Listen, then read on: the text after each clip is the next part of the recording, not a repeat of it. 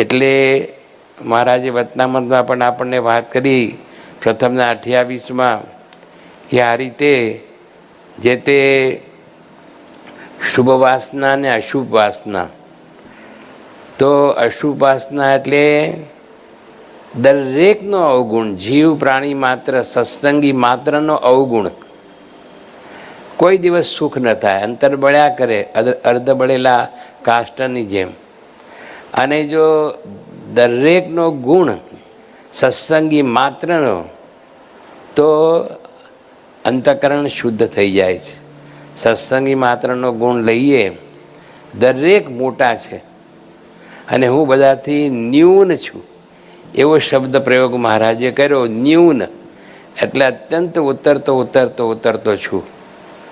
તો એ રીતે પણ પ્રાર્થના મહારાજ સ્વામીને કરવાની કે આ રીતે આપણને આ વિચાર આપણા અંતરની અંદર અખંડ રહે અને આપણે અખંડ એ પ્રાર્થના કરીએ.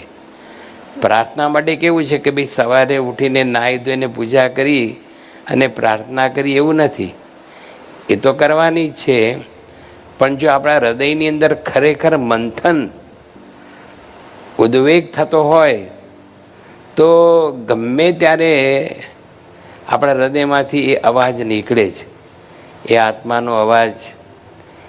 અને એ આપણા જે દૂષણો દોષો આ બધું છે એને દૂર કરવાની જે આપણા અંદરની અંદર જે એક તમન્ના ભાવના હોય, તો એ વિચાર આવ્યા જ કરે અને પ્રાર્થના પણ ચાલુ રહે.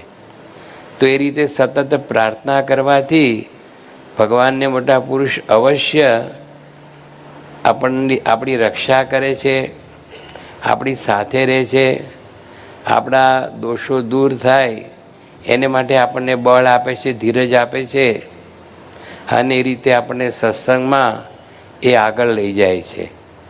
એટલે શ્રીજી મહારાજે આ બધી વાતો કરી, ગુણાતાન સ્વામીએ કરી, ગુરુ પરંપરામાં પણ આ બધી વાતો આપણે સાંભળીએ છીએ.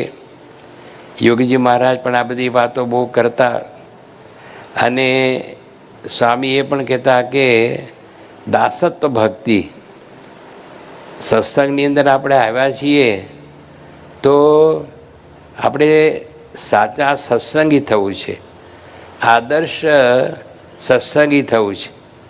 એને માટે એક જ વાત કરી કે દાસાનું દાસ, જો દાસના દાસ થઈને રહીએ તો અવશ્ય મહારાજ અને સ્વામીની કૃપા આપણી ઉપર થાય. જે પ્રમુખ સ્વામી મહારાજ હંમેશા પોતે બોલતા, દાસના દાસ થઈ રહે જે સત્સંગમાં, ભક્તિ તેની ભલી માનીશ, રાચીશ તેના રંગમાં. જો દાસના દાસ થઈએ તો જ આપણી ભક્તિ ભગવાનને મોટા પુરુષ સ્વીકારે છે. ભક્તિ તેની ભલી માનીશ અને રાચીશ તેના રંગમાં. એના ઉપર હું વારી જઈશ, એના ઉપર મારા આશીર્વાદ એકદમ અવશ્ય એના ઉપર વરસશે. એટલે દાસ થવાની વાત પણ કરી. તો આ બધું રોજ આપણે મહારાજ અને સ્વામી પાસે, ગુરુ પાસે, મોટા પુરુષ પાસે, આજે મહંત સ્વામી મહારાજ પાસે આપણે આ બધું માગવાનું છે કે આપણા જીવનની અંદર દરેકના પ્રત્યે સદભાવ, દરેકનો ગુણ, દરેકનો મહિમા. અને આપણે કંઈ જ નથી, આપણે હજી ઘણું કરવાનું બાકી છે. આપણે દાસાનું દાસ છીએ અને આપણા અંતરની અંદર જે બધા આપણા દોષો છે, કામ, ક્રોધ, લોભ, હઠ, માન, ઈર્ષા, એ બધા દૂર થાય એની આપણે જો સતત એ રીતે પ્રાર્થના કરતા રહીએ. અને સાથે સાથે સૌથી મોટી પ્રાર્થના તો ભગવાનને, સંતનું જે સાચું સ્વરૂપ એ આપણને સમજાય, એ બહુ મોટી વાત છે. તો એ પ્રકારે આપણા જીવનની અંદર દોષો દૂર થાય, સાચી સમજણ થાય, એવી પ્રાર્થના આપણે હંમેશા કરવી જ જોઈએ. જો કરીએ તો આપણે ખરેખર સાચા ભક્ત છીએ અને કરવાથી જ આપણને લાભ થવાનો છે. બાકી આપણે બીજું બધું ઘણું કરીએ પણ એક અંદરથી એક આત્માનો અવાજ જો આ બધી વાતો ઉપર ધ્યાન ના આપે અને આ રીતે પ્રાર્થના ન કરે તો ભગવાનને, સંતની કૃપા એ જરા આપણે માટે અઘરું છે. તો એ રીતે આપણે સૌ પ્રાર્થના કરીએ અને આપણા જીવનને સાર્થક કરીએ, એ જ પ્રાર્થના. સ્વામિનારાયણ ભગવાનની જય. પૂજ્ય મહંત સ્વામી મહારાજના આશીર્વચનો દ્વારા પ્રાર્થનાનો મહિમા જાણીએ. પ્રાર્થના, એમાં પ્રાર્થનાથી બધું ઘણું બધું કામ થાય. અને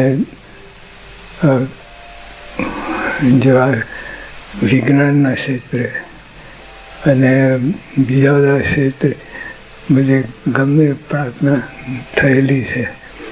ઇબ્રાહિમ લિંકનની કઈ અદ્ભુત પ્રાર્થના છે દેશ માટે. એટલે એ બધું, અને એ તો ત્યાં લખાયેલું છે દિવાલ ઉપર. એટલે બધાએ આ વાત કરી. ઇબ્રાહિમ લિંકનને તો બધું એક બાજુ હાર ઉપર હતા, હારી જવાના હતા. પણ એમને કહ્યું કે હું જઈને પાછા આવું છું.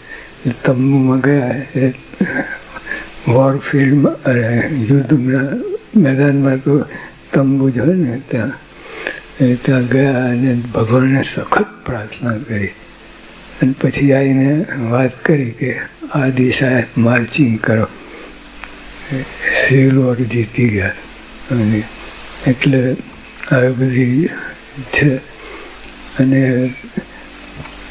ચંદ્ર ઉપર ગયા વ્યક્તિ, એ પ્રાર્થના પહેલું એ લોકો પ્રાર્થના કરી. પછી બીજું બધું શરૂ કર્યું. અને ઓલા એપોલો 13 ફસાઈ ગયો, એમાં આ વાત છે. એને પ્રાર્થના કરી. સદભાગ્યે આપણે એના લખાણ હતા, એ મને કોઈ વ્યક્તિ મોકલી. તો આ જ એનો વાત હતી, એપોલો 13ની વાત હતી. કેવી રીતે જે 3 જણ હતા ને એ નાસ્તિક હતા, એ એપોલો 13 બેસેલા. અને એક તો માને જ નહીં, પણ પછી છેલ્લે માની, પ્રાર્થના કરી અને એ લોકો પાછા આવી ગયા. અમારે ઓલા તો પ્રાર્થના કરનાર હજુ હું માની શકતો નથી કે આ કેવી રીતે કામ કરે છે. એટલે એને કોઈ દિવસ પ્રાર્થના કરેલી નહીં. અને પહેલી વાર ફરજ પડી, એકદમ ગરજ પડી, એટલે પ્રાર્થના કરી દે બધું. એટલે પ્રાર્થના તો બધું ફળ જ છે. કોઈ પણ પ્રાર્થના ગમે. જો આપણા માટે પણ મહારાજે કહ્યું, એ શાસ્ત્રી ભણાજી વાત કરી કે પ્રાર્થના નકામી જતી નથી. પ્રમુખ સાહેબ પણ એવી વાત કરી કે પ્રાર્થના નકામી જતી નથી. પ્રાર્થના ફળે છે, પણ આપણી રીતે કદાચ ના ફળે. આપણે જે રીતે ઈચ્છા રાખતા હોઈએ, અને ભગવાનને એવું થાય કે આ પ્રાર્થના ફળે છે, પણ આ પ્રાર્થનાનું ફળ ના આપો. એટલે આપણી અવરી પ્રાર્થના હોય એટલે એ ભગવાન ના કરે. એટલે પ્રાર્થના તો બળ બધું છે, ઘણી બધી એમાં તાકાત છે, એમાં તથ્ય છે અને મહત્વનું છે. એટલે આવી રીતે અને પ્રાર્થના ઘણી વાર થઈ જાય છે, આપણે કરવી નથી હોતી.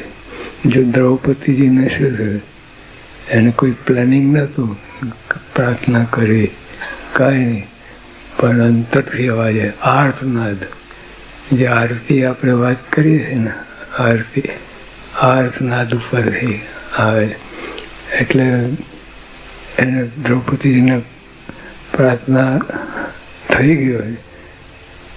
પછી એમને કહ્યું કે ભગવાન આટલું મોડું કેમ થયું?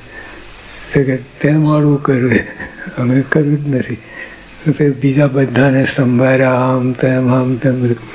પણ છેવટે પ્રાર્થના થઈ ગઈ અને એમાં બધું કેટલું બધું કામ થઈ ગયું.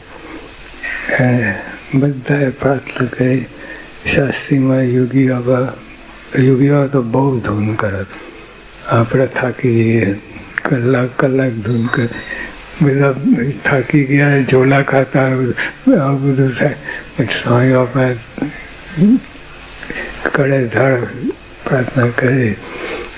એટલે બાપા તો બહુ યોગી બાપા સહેજમાં ધૂન કરો. એટલે અને પ્રમુખ સાહેબ મહારાજ પણ ગજબની શ્રદ્ધા, વિશ્વાસ. એટલે એમાં આપણે પ્રાર્થનામાં તો શ્રદ્ધા, વિશ્વાસ રાખીએ, પણ પ્રાર્થના ફળે એક બીજી રીતે પ્રાર્થના ફળે છે. સહજાનંદ સ્વામી મહારાજની